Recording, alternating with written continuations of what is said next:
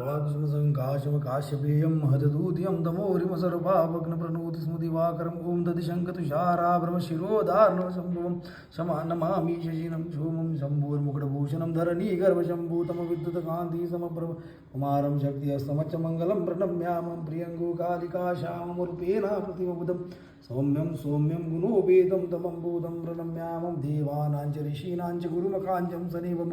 बुद्धिभूतं त्रिलोकेशं तमं Namami बृहस्पतिं ओं हीमकृन्दमनाभं दैत्यनामं प्रणं गुरु सर्वशास्त्रप्रवक्तारं भार्गवं प्रणम्यामं नीलाञ्जं समाभाषं रविपुत्रं यमाग्रजं छायामार्तण्डशङ्कुतं तमं Namami शनिश्चरम्